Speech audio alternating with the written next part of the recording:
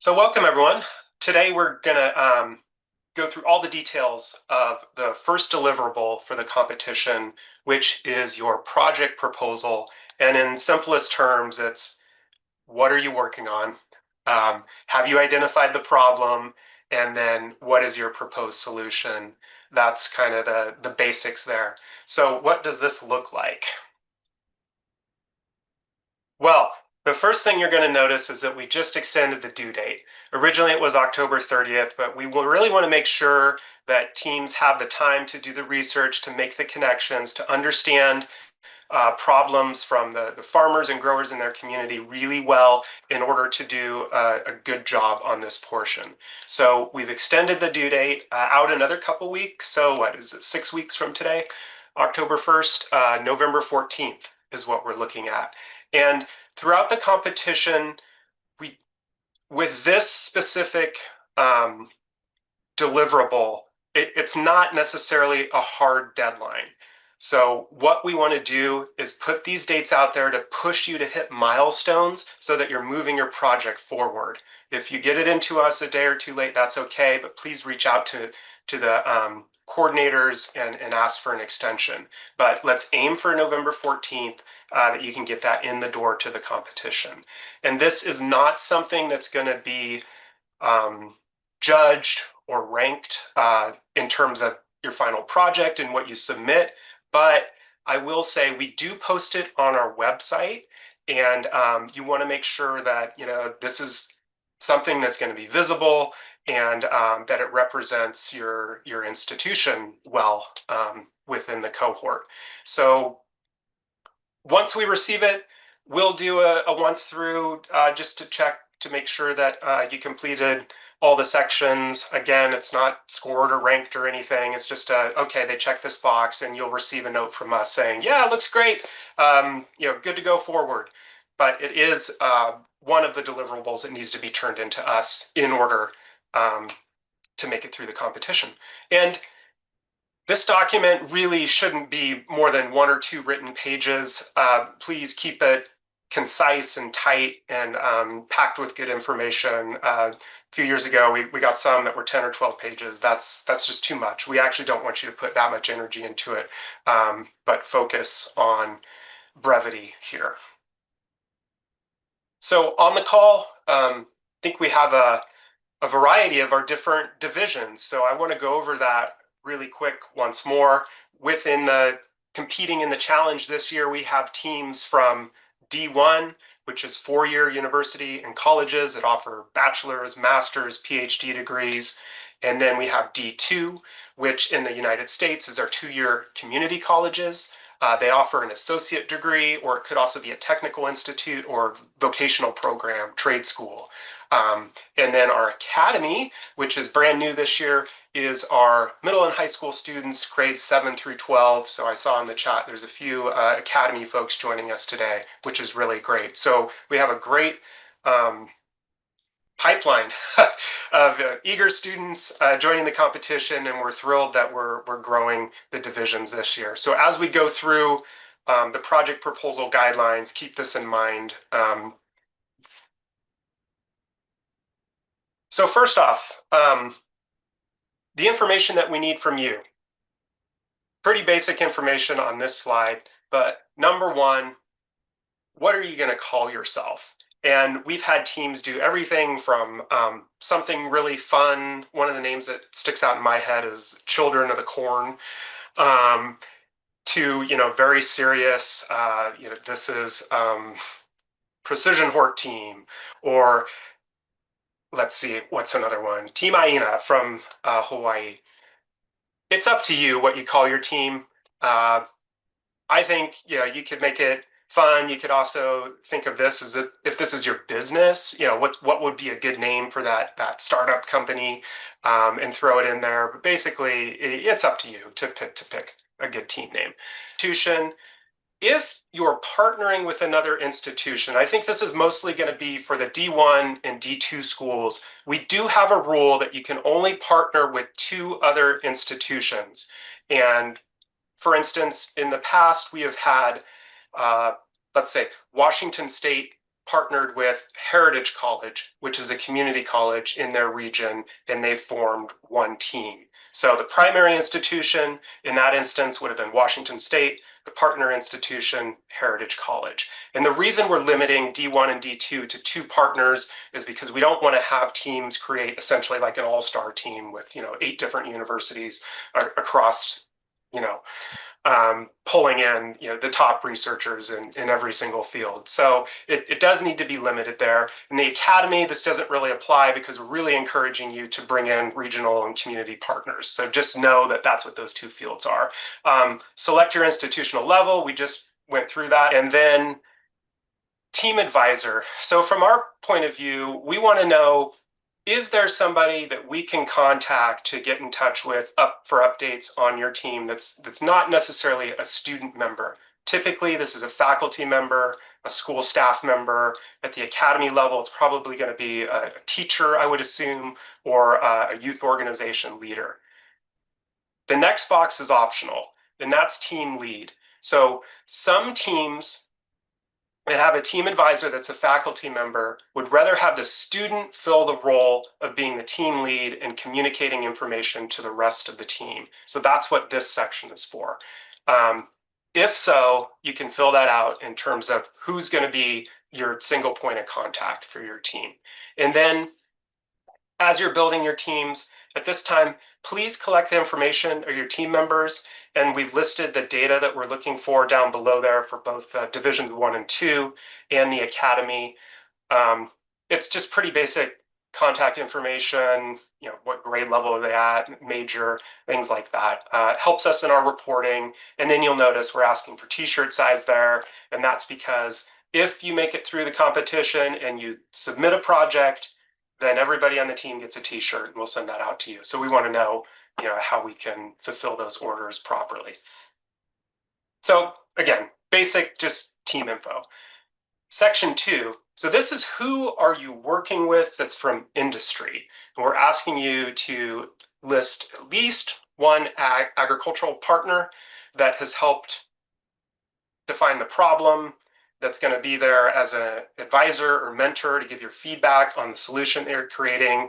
And we have some examples down below, and we just made these up. So, ag partner Bob Smith, who is the director at Best Organic Farms, and his specialty happens to be no-till agriculture. So he's maybe more on the regenerative, sustainable side of things. And what is a partnership capacity? Well, he's advising us, and he's also allowing us to test our solution in his field.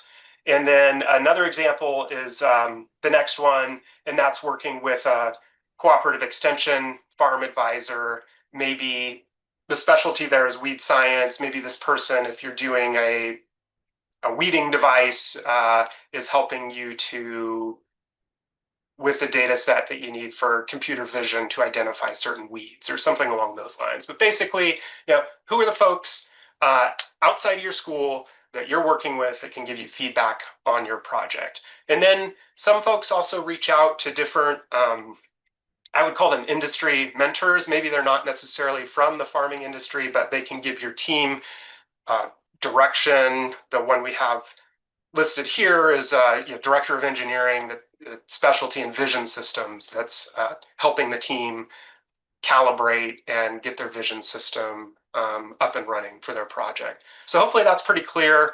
That's all we're looking for there. You don't need more information, just listing the folks that you're working with. And for this next section, this is the work we'd like you to do in defining and identifying your problem. And what we want you to do is put yourself in the shoes of the person that you're working to help. It could be a farmer, it could be a farm worker that's doing a specific task that they need assistance. Who is experiencing this problem? This is what we're going to go through. And this is usually expressed as pain point, need or opportunity. So diving in here, we're going to go to the next slide that has a definition for each one of these terms that we're using. And this is really an exercise in empathy, I would say. So in terms of defining that first block, a user, this is an individual person, not a company or an organization. So who is that target person that you're working with? Is it a farm worker that is having an issue harvesting? If so, how can you put yourselves in their shoes and explain the problem that they're trying to have? And then you go through all these steps of defining the action, the problem, the reason it's a problem, and then how this is making the person feel. So I think the best way to describe this is actually to give an example. And I recently went through the projects from last year and picked out this one from the University of Minnesota, who was one of our award winners last year at Small Farms Tech. Um, I just really like this problem set, and I think they did a good job at explaining it. So this is exactly what we're looking for. So I'm just going to read it to you all. As a farmer, I'm trying to keep deer from eating my crops so that I can run a sustainable, community-supported agriculture farm. But deterrents like fencing and mesh are expensive, they're labor-intensive, and only somewhat effective. Because I have no reliable, cost-effective way to keep the deer out, I lose up to a third of my crops each season. So this makes me feel frustrated and angry, knowing that my efforts are going to waste as I spend a lot of time and resources to get produce to market size, only to have the deer ruin it a week before harvest. I feel disappointed that I'm letting my customers down because they lose their money when the deer destroy the crop that they paid for. So use that as an example, as a template, and you see the highlighted information below. The user is defined as a farmer of the CSA farm. The action, what are they doing? Growing healthy, mature crops to support their customers. The problem, these darn deer keep coming in and eating the crops, and the current deterrents aren't costly or somewhat ineffective at keeping this problem out. And then most of the time, the emotion is going to be frustration, anger, disappointment. In this case, sense of failure, where this farmer felt like he was letting down his supporters that buy the community basket every month that he provides. So I thought they did a great job. If you haven't seen this project, it's also up on our website. I encourage you to watch the video. But this rounds out the problem statement and how we want you to frame it. Okay, moving from problem over to design solution. What are you working on? The first thing we'd like you to do is provide a 1 to 2 sentence summary of your project.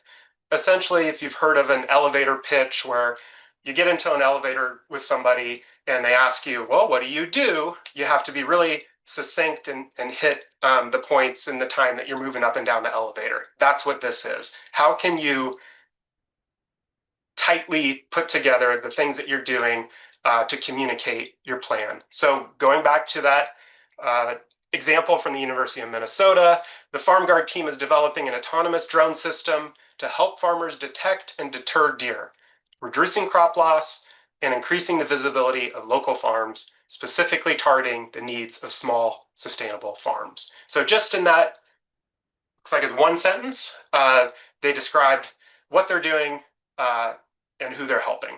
That's one of the things that we're looking for. So the next portion is just taking that explanation out and adding some more of the technical details of your design plan. What is a specific task that you're going to address?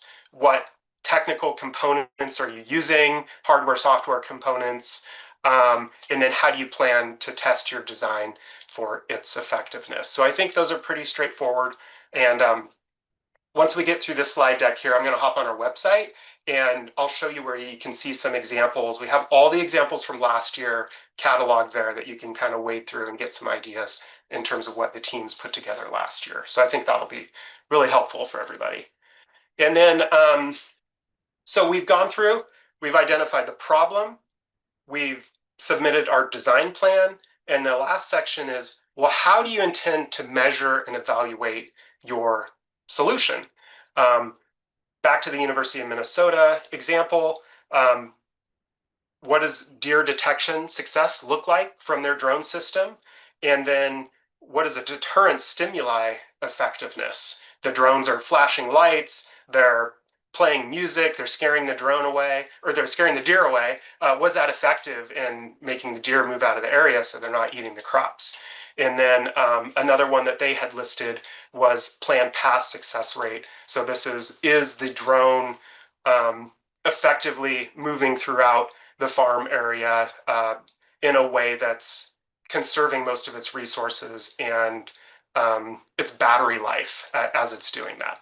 And then the next section is, well, once you've identified those metrics, explain why they're significant and what data you intend to collect, and then how much you think you need to collect in order to make sure that it's actually meaningful and conveys, information that's going to effectively evaluate the success of your project. So that is, I think, it for the information that we're looking for. This year, we want to make it really simple for everybody to submit this. We've set up a form on our website that just walks you through each one of those steps and has the prompts that we're looking for. And let me escape out of here just so I can show you.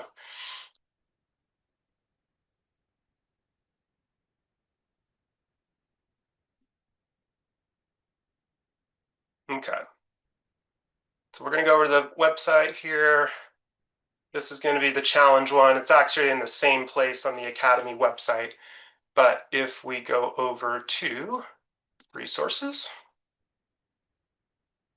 and then you'll see this section here, challenge deliverables, project proposal submission. So in order to submit this, you just hit this button. It takes you over to this web page, has the due date. Once we record this webinar, we'll post it up here so people can watch it if they need a walkthrough of things. The slides will be posted here too, so those will always be a reference. And then here is the form that we're going to ask you to fill out. It has all those questions that I just went through. You can attach your team roster here in a spreadsheet file, and then just simply hit submit, and we got it. And we will let you know we received it. And even though the due date is November 14th, you guys can do this at any point in time. I've noticed that people seem to wait till the last minute to get it in, but if you're eager to punch it in, the site is live now. You could do it right now if you have all that information. So don't necessarily just wait till the last minute. Oh, and while I'm here on the website, I do want to show you, if you wanted to go through and look at the project proposals from last year, you could go up to the results tab here. And then this one, 2025 participants. And right here, we have compiled all the team project summaries that submitted last year. You simply click here. You can either download this document or you can just scroll through it. Last year we had different categories. We don't have this year, but these are all the institutions listed here with their project name. And just I'll scroll down so you can see one fully. So institution, the team name, what they're working on, multi-crop health monitoring and banana coconut intercrop plantations, who the advisor was, and a little bit about the project summary, what they're working on, and the problem addressed. So I think there's close to 40 of these different examples on the website. So feel free to scroll through those to get some ideas as you're putting things together. So in a nutshell, that's pretty much it. Is there any questions out there from anybody? Kelly, one of the questions is here is, are all proposals going to participate, or is there going to be a selection/approval process? No, everyone who submits a proposal is in. Yeah, we're not evaluating and choosing. It's an open competition. the work is mostly on your shoulders to get this in. So yeah, if you're going through this, you're in the competition, you'll get posted on the website, and if you have a really strong project, then we'll celebrate you with an award and prize at the end of the year.